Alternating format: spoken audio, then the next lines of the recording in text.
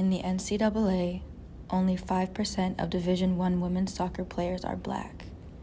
Only 3 Division I head coaches are black, and 0 coaches at the Division II level are black.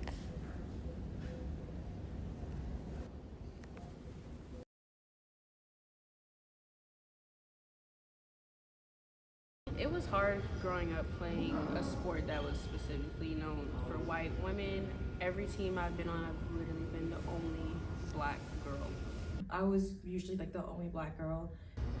I was still like one of the only black girls I ever played soccer on my team. Once I kind of integrated myself into the community here at Texas Southern, I really fell in love with it. I fell in love with being a part of a black community because I'm from a place in Canada where there's really no black people. So it felt like home. My first year at Texas Southern as a freshman, we could all get along with each other. We all hung out with each other. There was no problems. Like, yes, there were cliques here and there, but at the same time, like, I felt like I could bounce in between and still be myself, and like it would still be fine. Or like we could just mix groups and it wouldn't be awkward. My first year at Texas Southern was great. I enjoyed it a lot. I enjoyed the team, my friends. I think we had a good team dynamic and most of us pretty much got along.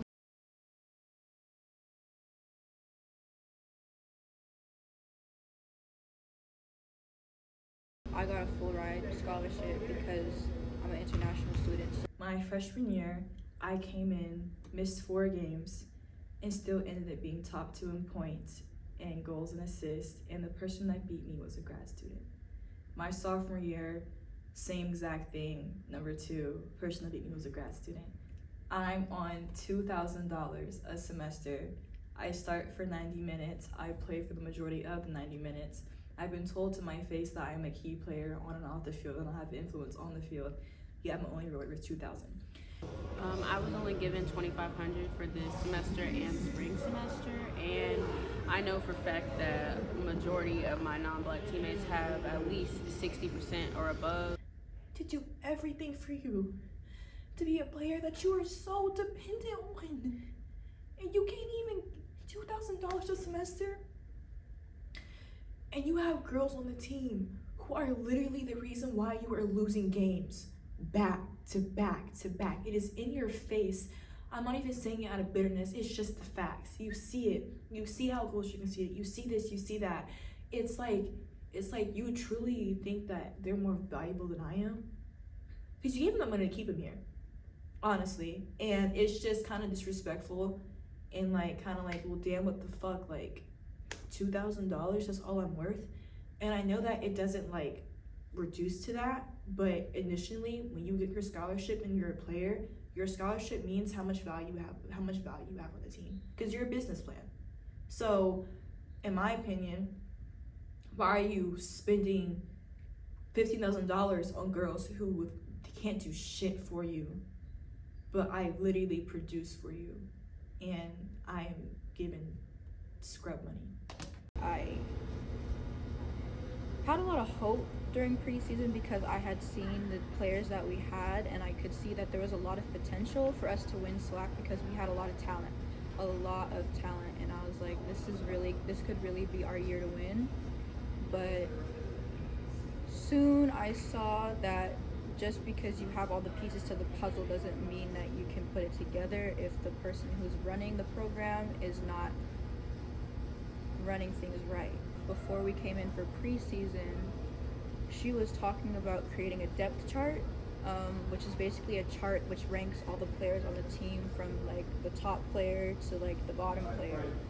And immediately everybody on the team was like, what the fuck, like that's kind of messed up, especially because that can create an environment that's very hostile, not just towards the coaches, but between the players. When you're actively trying to pit teammates against each other, it only can lead to disaster. Instead of putting the players on the field that worked their ass off all summer, when we came here a month before, players who made sure they were fit, players that passed the beep test, are sitting the bench, and she puts on the players on the team that lack the most skill. I think that her decision making on the field was based on emotion. I think it was based on whether or not she liked you that week. Just playing with some of these girls as a starter, knowing that there were other girls on the bench that were better, it was frustrating. The subs would beat the starting lineup when we would scrimmage every practice. The subs would beat the starting lineup. So we were all confused as to why. Like, you can see that the subs are providing more results in practice and the starters aren't providing in practice or in game. So why are you not trying to switch things up? Because clearly there's disconnect. But she was very stuck on the starting 11 that she had created before we got to the camp for practice, and she was very adamant on not changing that. Created a lot of tension between players because we also felt like she had a lot of biases,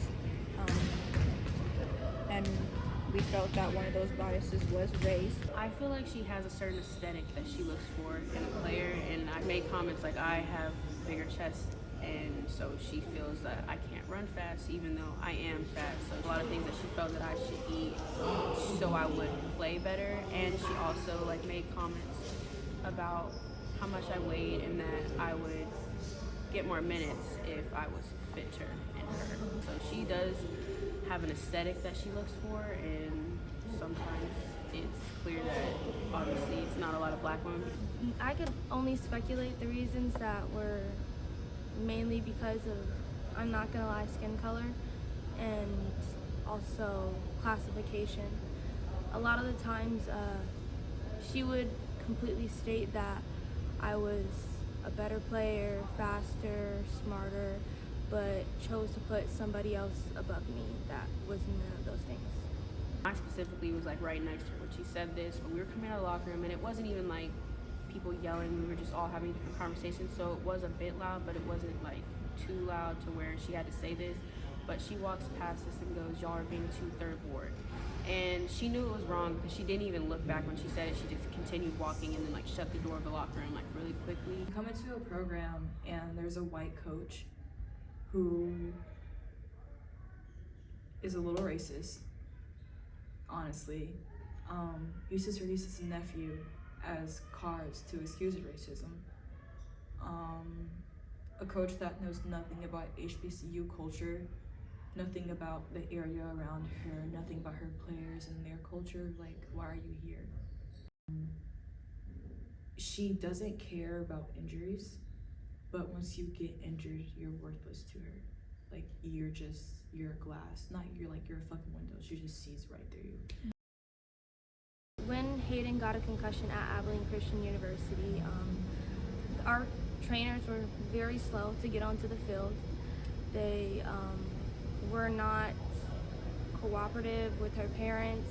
And our coach, instead of being concerned that one of her best players was on the ground, like obviously very injured, was so focused on arguing with the ref that a foul should have been called. She wasn't concerned on whether or not Hayden's well-being, like about Hayden's well-being at all. And even when Hayden came off, she was still arguing with the ref before she decided to turn around and go, "Are you okay?" Most of the teammates had to call her parents for her and inform them, and her own parents had to speak up for her over the phone while Hayden couldn't speak up for herself. A lot of our team chose to force our coaches to take her to the hospital. We had to bathe her as teammates on our own, and if Hayden would have fell and hit her head, like who knows what could have happened. She could have died. And even still, like we stopped at a gas station and we went inside the gas station, and I was standing next to our assistant coach Andrea and then Lindsay, and they were making comments about giving her NyQuil to get her to go to sleep so she wouldn't wake up and be throwing up, and that's just not funny. You never make jokes like that. I was mistreated during multiple games. I didn't start a lot of the games in the preseason because somebody on the team who was the main problem in the back chose to tell the coaches that they couldn't work with me. Another way they mistreated me was going off on me in front of the entire team at the end of a game, even though a lot of it was not my fault. She called out a few players for getting goals scored on them, but when it came down to calling out a girl who was white and she knew the goal was her fault, she acted like she had no idea that the goal was on her. If you think about it, you're 34 years old, taking time out of your day to break down a teenager because you're upset over your own mistakes? I definitely broke down during that time because it was just too much for me to handle at that point. I was already stressed out from not getting playing time, and I think that was just that just sent me over the edge.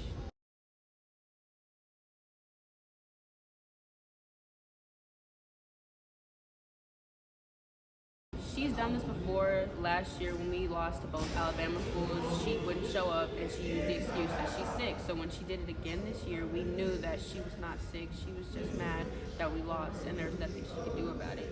You need to show up to, even when you're upset that we lost. Like, this is still, you don't just give up on your team and disappear from practice because you're upset that we lost. We still have to show up in practice when we lose, so you should still show up and coach when we lose. That's just how it works.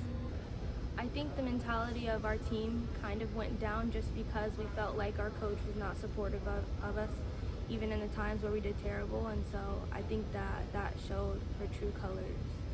We had more fun with the coach that was coaching us. The drills were better and they made sense and they actually fit to what we needed to work on, so it was fun like that. Yeah, we were just happy. Like, we actually found love for the game again because she wasn't there to like bring down the energy, or just looking at her just brings down team morale. We all have seen that the environment has been better when she wasn't there. We've been playing better when she wasn't there because she's not bringing her toxicity and negativity and making people uncomfortable. So I had presented the idea, well, if she shows up to come on our trip on Thursday, we all should decide to not go on the trip unless she stays here, as a form of making a statement, as a form of a player strike. At first, I was with it, cause I'm like, power to the people. Like fuck this shit, fuck all of this, like power to the people. And then I was thinking, I'm like, we can't go Rosa Parks on their ass immediately off the bat, because they will see us as a bunch of like mad, angry little Negroes who don't get their way, and so they're gonna boycott against their innocent, white, fragile coach. We tried to write a letter to inform them of all the things that she's been doing in the past years that we've been here, and we also tried to bring up concerns to our athletic director and the assistant athletic director. But a lot of the times we got turned down from them or gaslighted. We just realized it wasn't the best idea or not the right way to go about it. We decided we were probably going to write a letter instead to the AD and to Title IX compliance about our complaints. So ultimately we decided to never go through with the strike, but because I had presented the idea via text messages in a player group chat, the messages were still in the group chat, and someone was able to later on screenshot those messages and send them to our coach. Honestly, when Asia had been suspended from the team, I genuinely thought I was next because we both had said some things that I still believe in and I still believe were right, and I didn't think that I said them in an inappropriate or unprofessional way at all. I was pissed off, but I wasn't surprised. It wasn't surprising because it was obvious that someone had snitched. I feel like that when Cam said that she was gonna quit and she was talking shit about how Asia and Evan are so fucking mean to her and all this other all shit. I did was unshare my location, bitch, because I don't trust you. That probably enraged Haley, and she was like, "Oh shit, that's my friend, it's my friend, or whatever." Cam snitched, and then to add fuel to the fire, she was probably like, "Oh, coach, by the way, there was player planning a boycott, and then emailed the shit to her, and then boom. No, Oh, but you it's also probably- think Sam but- had talked to but I her also feel like Right after pop. I'm though. telling you, Cam told her why she left. She felt like she wasn't comfortable here. That's fine. But then coach is gonna ask questions, be like, why do you think she wasn't comfortable? She's gonna obviously go to the captain and say, why do you think she wasn't comfortable here? But my thing is, Sam even laid if everything out you're for not her. comfortable, why were you bringing up some shit that happened over a month ago that never happened? The way the person went about trying to get Asia kicked off the team was just not right. For someone's private messages to be broadcasted is not fair, because if everyone's private messages were shown when we were discussing coach, then there would be no soccer program, because we've all said something negative in regards to her because she's just not fit to run this program, and that's how we all felt. And so it just kind of sucked to see only one person being blame when we all felt the same way she did. I don't have any regrets about. Okay, maybe I shouldn't have sent those messages into the player group chat, but the only reason I did that was because I felt safe to, since I knew that everybody on the team felt the same way about her and felt like they didn't want her to be the coach. Like, we all had the same perspective. She was doing a lot of things that were just completely unprofessional and wrong, and that's why I felt safe to send those messages into the group. But I don't regret being honest. I don't regret speaking my mind because I didn't do anything wrong.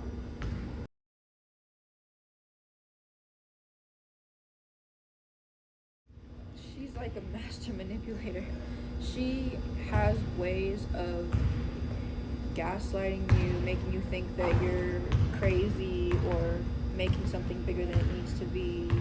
She has ways of scaring people into compliance almost. If someone is truly tormenting someone else, if someone is just truly negative 24/7, especially if it's someone who doesn't do their own job or doesn't want to work on their own or go to rehab, or if that's ever an issue, I hope we can get away from seeing it as snitching rather than I just don't want to deal with you anymore, so I'm going to give it to the coaches because you're a problem for the team and I'm going to give it to the coaches. At the same time, everyone else wants to go to Granger Miss Evans, and just so you know, that actually is bad. That, to me, is the form of snitching. Like, you know what I'm saying? I'm like, so instead of y'all wanting to talk to me, y'all go and tell my bosses, and now I have X's all across my name, and strike 3 or strike 4 or strike 5, I'm out. They're gonna be like, peace, coach, bye. I've never kicked y'all off just for coming to tell me something.